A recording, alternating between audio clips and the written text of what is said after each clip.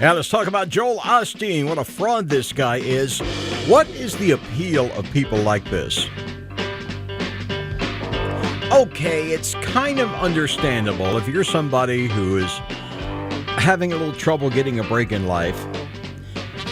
You may look at a guy like this and think, well, yeah, maybe, for a second or two, and then you come to your senses and you get back on to your regular life, doing things that you know will work, hopefully, to get you to a better station in life. But what is the appeal, especially when you see something like this? Joel Osteen getting a lot of grief now, rightfully so, in my not-so-humble opinion, for not opening up his church during the big storm on the Texas Gulf Coast. Now, supposedly, he's relented on that. He's going to open it. There's conflicting stories on this. I just don't like this guy. Never have. I don't get the appeal of somebody like this. Help me out here. Explain to me what the appeal is. 663-1270, number 663-1270. Jim Walsh on Supertalk 1270 and supertalk1270.com. Before getting to that, there are a couple of things we have to talk about. The two big stories going on right now. First of all, the question about the local charities and what they're doing for the Harvey relief effort. And there have been several charities that have come forward to ask for help for the victims of Hurricane Harvey. We checked with KX News. They said the biggest needs right now are for money and blood. If you have either to offer, and it doesn't have to be a lot of money, don't be embarrassed. A dollar, anything's better than nothing. It's a dollar they wouldn't have otherwise.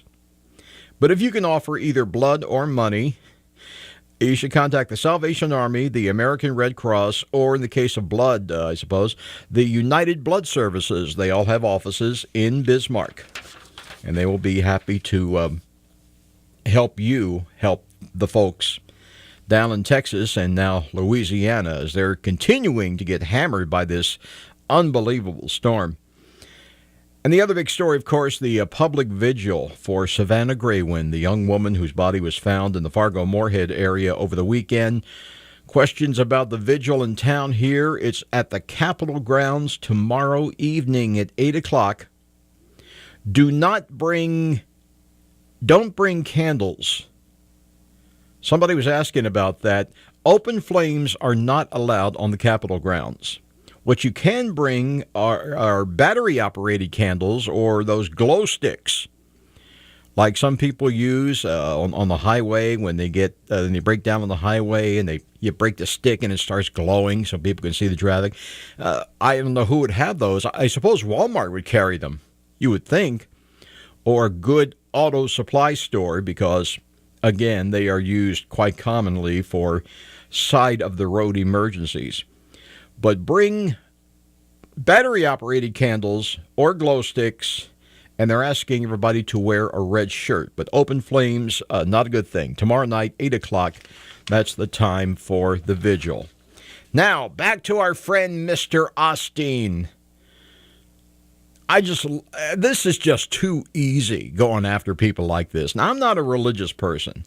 I've never had any use for televangelists, especially these success guru types like he is. And I know people who just love the guy. I don't get it. And it has nothing to do with lack of religious faith. I know plenty of people in my own family who are deeply religious people. I come from a Catholic background. A lot of good Catholics in my family, and they want nothing to do with this guy. They don't see the appeal either. I don't. So it's not a matter of me not being religious, I don't think. It's a matter of what this guy is selling. What kind of snake oil is this guy pitching here? So let's hear from all the Joel Osteen fans today. If you think I'm giving this guy a raw deal, you are invited to weigh in and tell me otherwise. Put me in my place. I welcome it. Number here is 663-1270. Can you actually give me an instance where listening to the advice of Joel Osteen actually improved your life? Be interested in hearing that.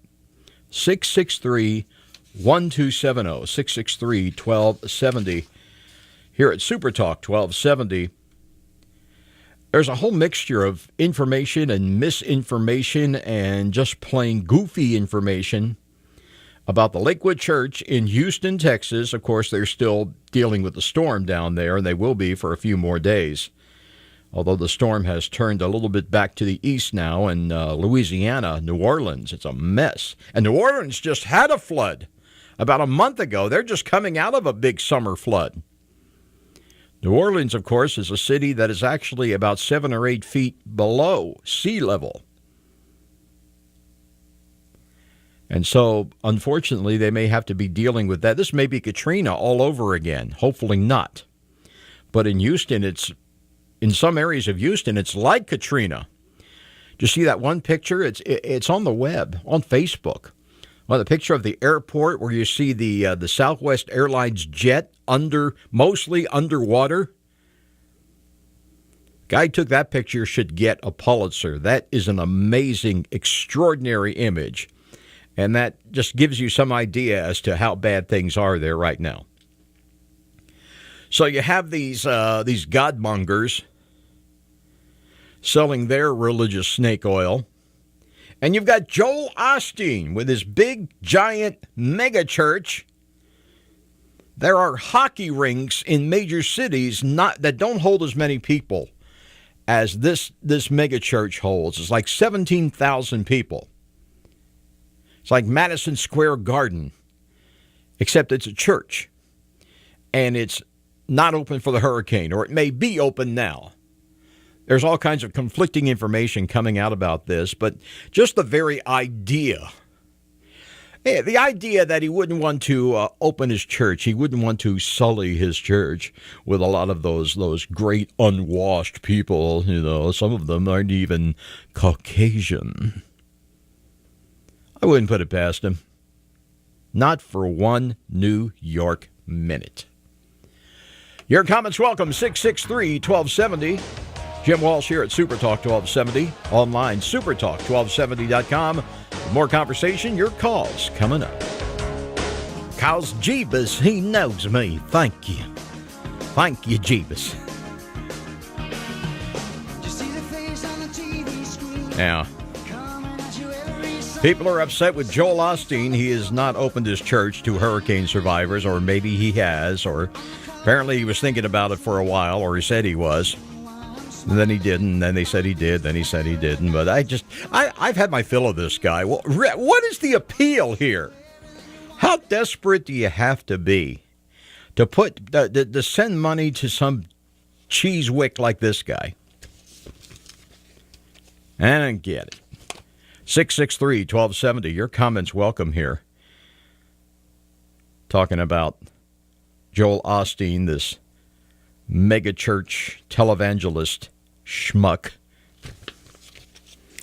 who didn't open his church to hurricane survivors. Some of the tweets on this are just fascinating to read.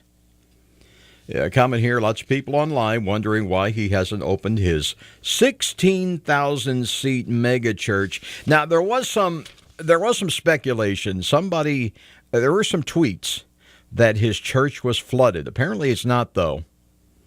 The pictures that are coming out now, and the primary source on this, because we try to be as fair and impartial about this as possible. So we go to factcheck.org, which is a great site. They really go out of their way to try to be objective, which is very hard to do in this day and age.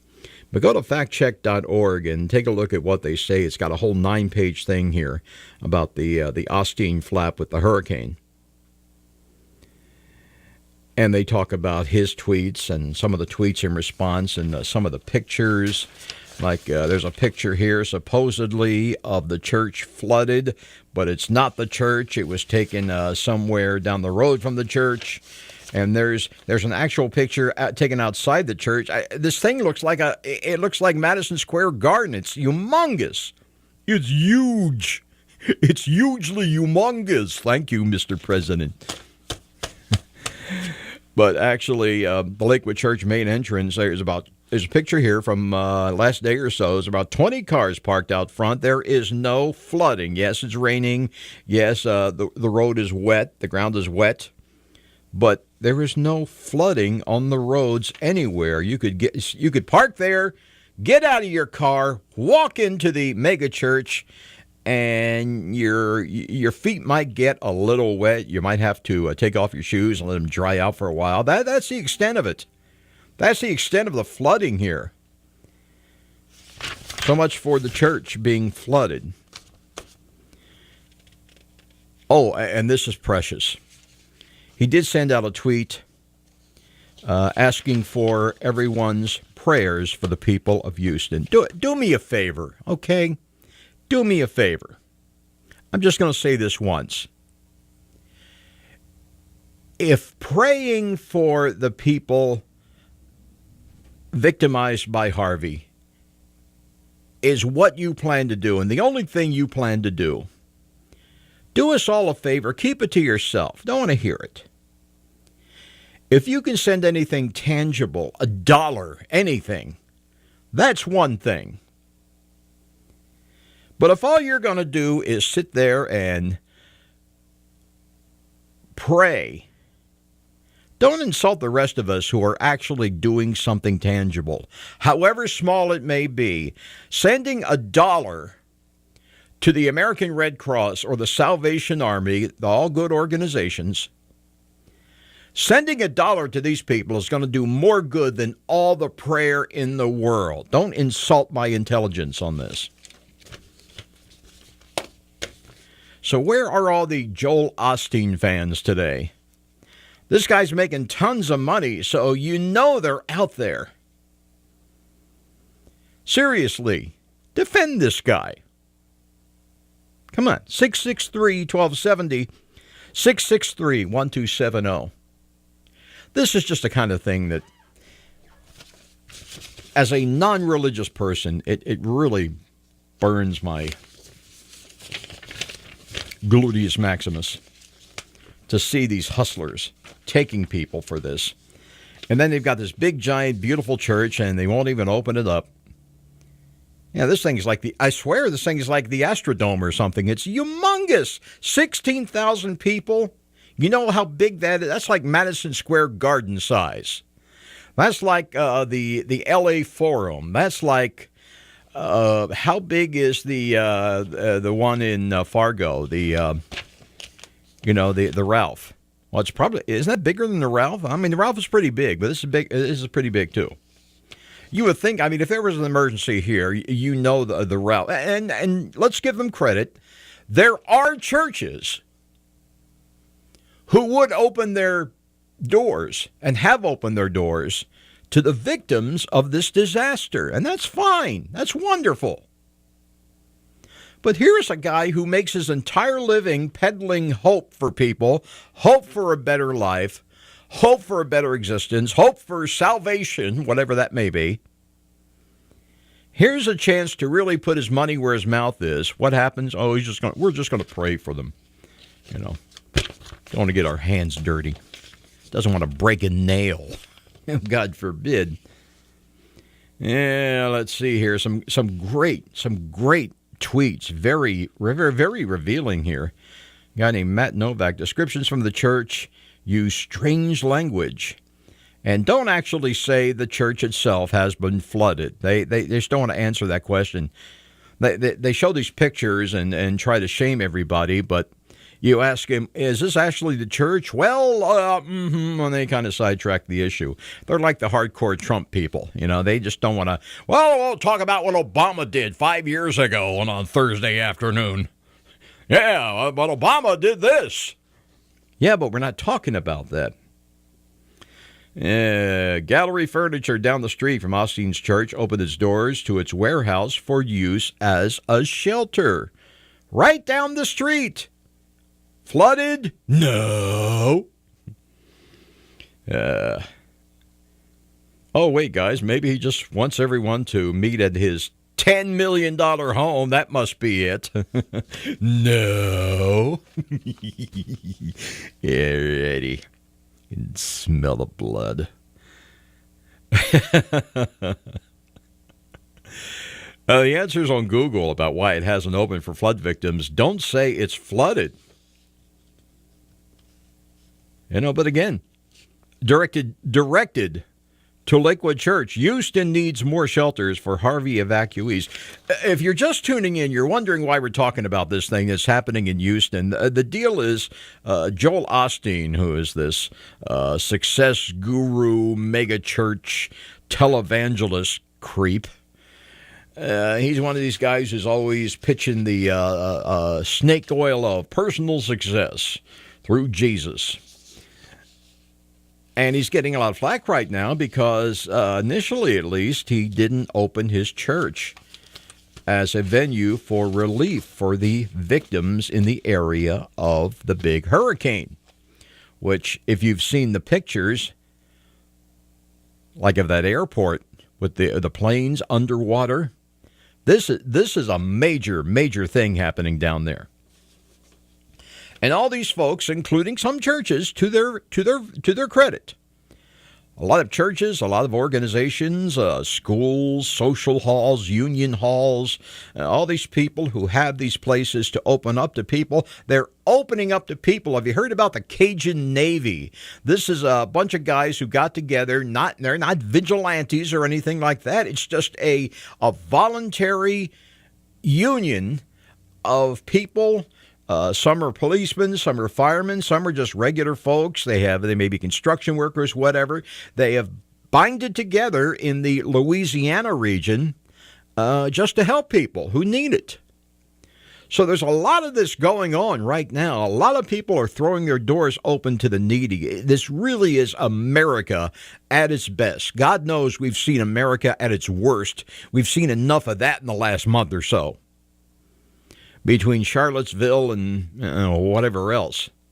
But here you really see, like Mr. Rogers said, he said, when you see a disaster, look for the people who are helping. There are always people who are helping. There are always heroes who rise to the occasion, and there certainly have been in this case. And you got to take your hat off to them. Joel Osteen is not one of them.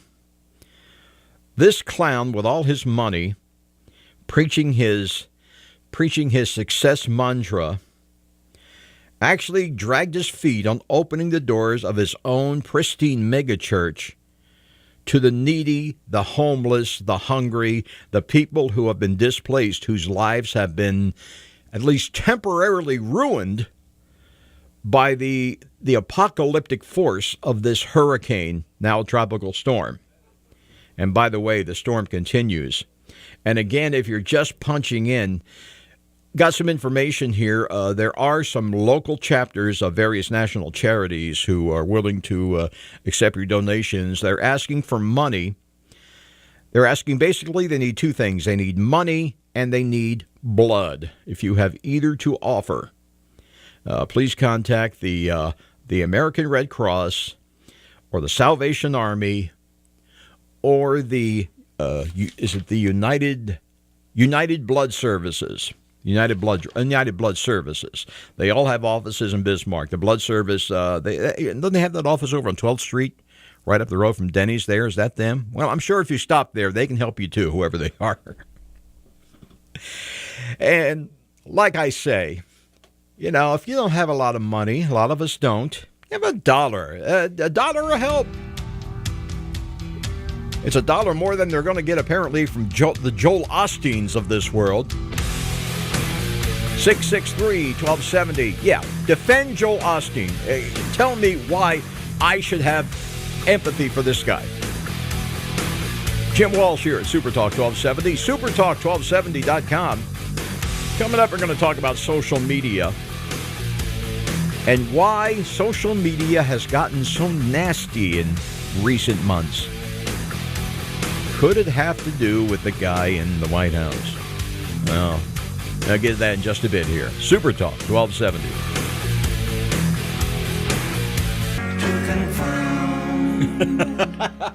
The science. Man, that's great. That just came out the last day or so. It's all over Facebook, and these two guys dressed up like, I think one of them's a girl, actually. She's playing the Paul Simon role. and they got a guy in a Garfunkel wig. He looks hilarious, and the whole thing is great. Super Talk 1270, supertalk1270.com. Now, is Donald Trump responsible for the coarsening of the American art of conversation on social media? Now, if you know me, you know I'm not a Donald Trump fan by any stretch of the imagination. I didn't vote for the guy. I voted for Gary Johnson, and I don't regret it for 1 minute. Donald Trump is responsible for a lot of things that are wrong with America, but I don't think that this is really his fault. He's just kind of, he's more a symptom of the problem than the cause of the problem. What we're talking about here is people posting nasty stuff on social media. And, you know, it's amazing how people, and by the way, the number here, 663-1270, do you think that it has to do with Trump, the social media thing? 663-1270. It astonishes you how people think they can post anything on social media and then they don't, somehow they feel they don't have to suffer the consequences. You know, that's the other side of freedom of speech. You have freedom of speech, but you don't have freedom from the responsibility for what you say. You know, the actions. Words are not deeds, but actions do. Words do have consequences. We have a story here about you with me? Okay. A California mayor of a town called Piedmont, California. His name is Jeff Weiler. He had to resign his post due to some posts he posted on Facebook, trashing groups like Black Lives Matter, transgender people, and Democrats in general. Now, here's where it gets interesting. This guy, this mayor, former mayor, he blames Donald Trump and the president's coarsening of the national dialogue for his inability to control himself. Now, think for a second how ridiculous that is. It's an interesting perspective. I mean, we hear people, they go after Mr. Trump for emboldening the neo-Nazis and the nationalists and the racists to be open about their idiotic ideologies. Now we have a guy saying that he and the other Republicans who have done this, they were just following the president's lead. And I'm kind of reminded of something my mother might have said many years ago, my late sainted mother, may God rest her soul. She would probably say something like this. Well, if Donald Trump jumped off the George Washington Bridge, would you do it too? That's what my mom would say. Probably your mom too, for that matter. So explain to me, and, you know, the social conservatives, they're big on personal responsibility, and I happen to agree with the personal responsibility aspect. But apparently it doesn't apply to them when they do something uncool. Somebody says something nasty on Facebook or Twitter. Somebody tweets something that's really untweetable. They tweeting the untweetable, right? Thinking the unthinkable, tweeting the untweetable. But no, it's not really my fault. It's Donald Trump. Well, I suppose I should be relieved they're not blaming it on Obama.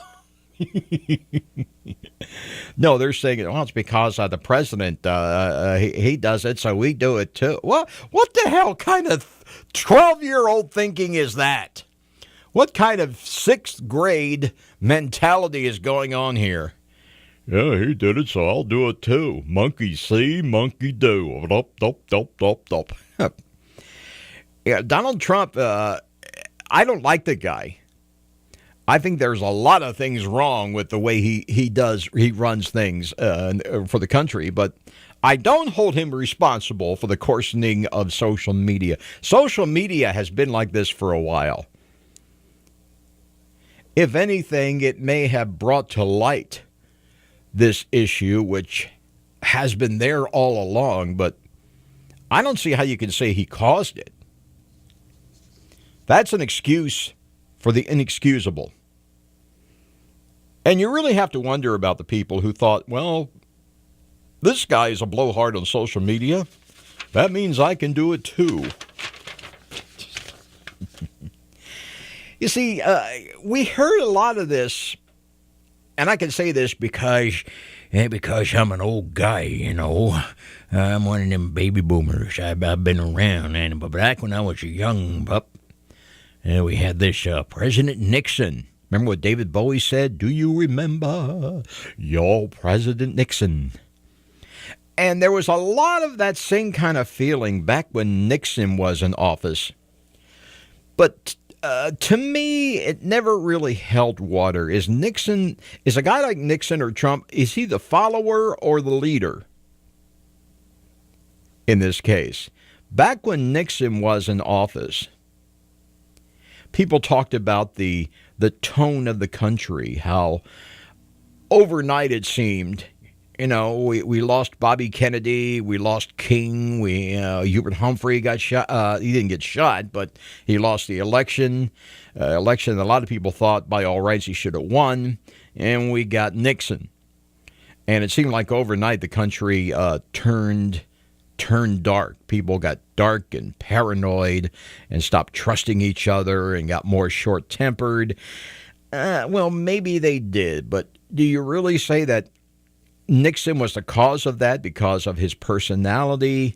I don't go along with that necessarily. I mean, Nixon, there was a lot going on that Nixon had to deal with.